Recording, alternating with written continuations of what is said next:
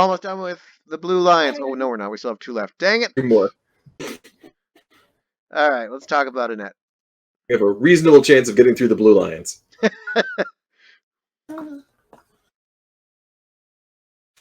All right.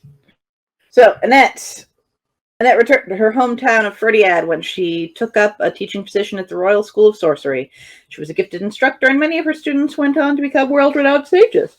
Though her talent for teaching was remarkable in its own right, she was perhaps best remembered for effortlessly securing the trust and respect of many of her students, as well as inspiring all who knew her by living a life of kindness, cheer, and humility. Was that a yawn Okay. of appreciation where you were like, this is so exciting, I have to yawn? It was a yawn of, I need more caffeine. Fair. What are our feelings on Annette? I like Annette. I feel like Annette never really got a fair shake in the game.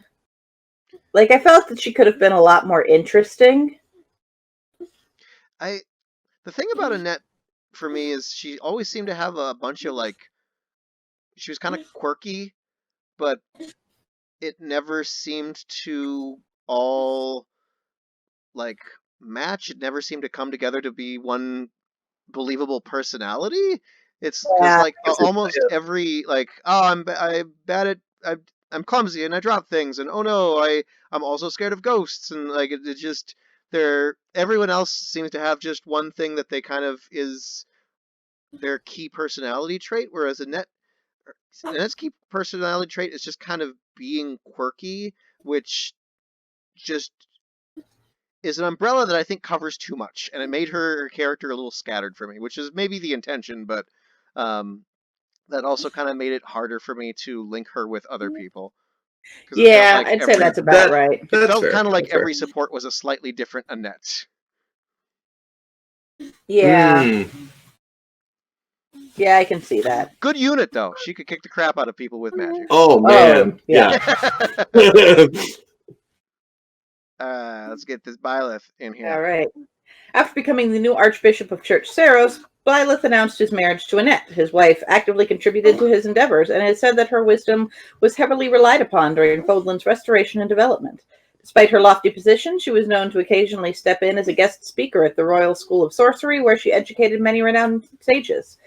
Though her talents were widely respected, it is said that she was a bit accident-prone. Charming tales endure of her husband saving her from countless kitchen explosions, but it is unknown whether these are fact or purely fiction. That's all right. That made me laugh. Okay, yeah. Let's see this one.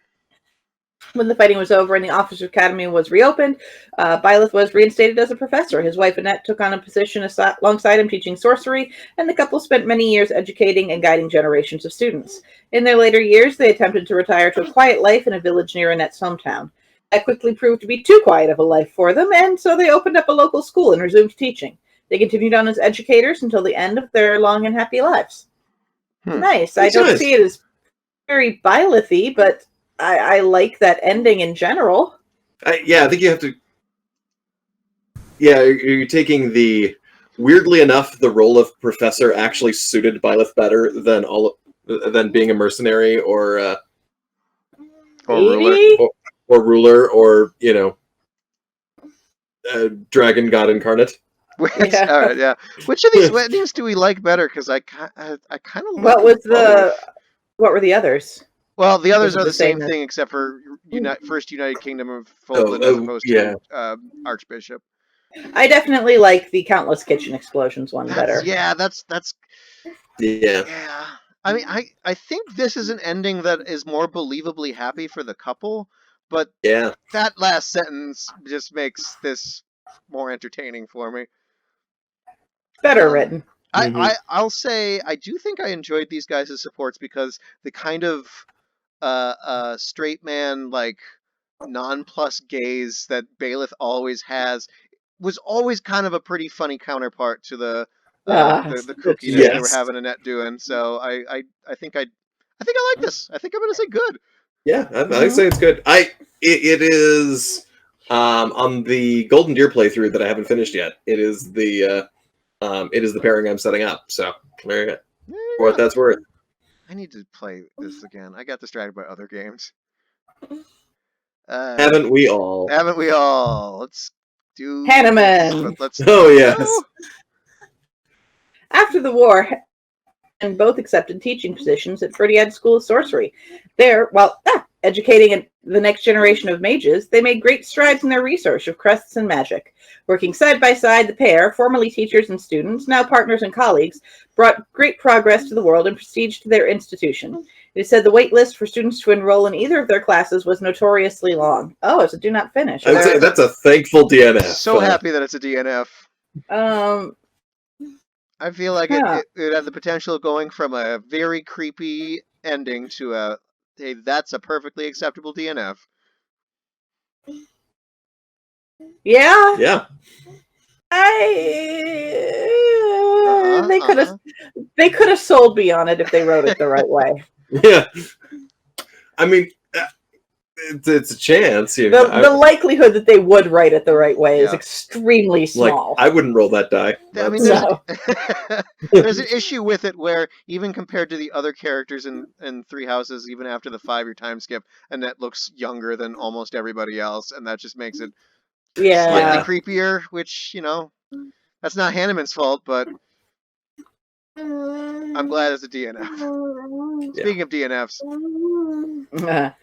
Gustav discarded the name of Gilbert and reaffirmed his oath of fealty to King Dimitri and the royal family. After returning to Ferdiad, he reunited with his wife, who had returned to live with Baron Dominic, and his beloved daughter Annette, who had begun teaching at the capital school of sorcery. Though initially an awkward reunion, over time the family rekindled their love for one another. As the shadow of war receded from the kingdom, the three spent their days happily making up for lost time. Yeah, whatever. Yeah, whatever. Yeah. Exactly what we thought would happen. This might have been her favorite ending, though. Yeah. There's a case to be made there. It's a weird one because it's so very not exclusive to other endings. Yeah. You know, as long as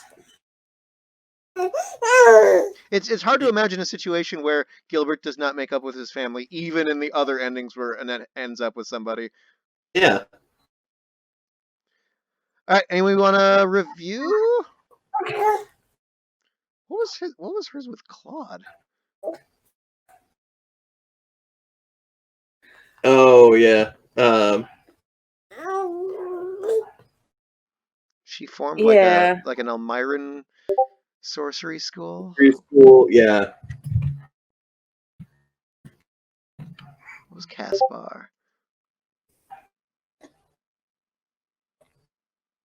Oh yeah, we liked this one. Oh, this is pretty good because Caspar just kind of shows up when she's in trouble and is like, "Hey, want help?"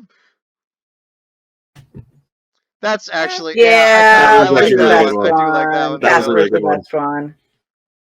Any others? So Caspar.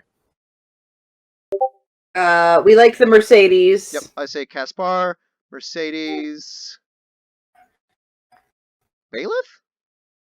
Yeah. Okay. Yeah. Good because it was a good one. Yeah. All right. Cool. I don't fully remember, but that might have been the best one for Caspar too. So I think we have our first official number one for both sides. True. We had Mercedes again, just real quick. It definitely ranked really high for Caspar. Yep. Okay. Yeah. Caspar and. I mean, as much as I love the Mercedes ending, I think I will always pick an ending where they actually are in each other's company as opposed to a romantic distant relationship. Well, they did end up in each other's company. Yeah, eventually. Yeah. Yeah, true. Okay. All right, Caspar it is. Yay! It felt good.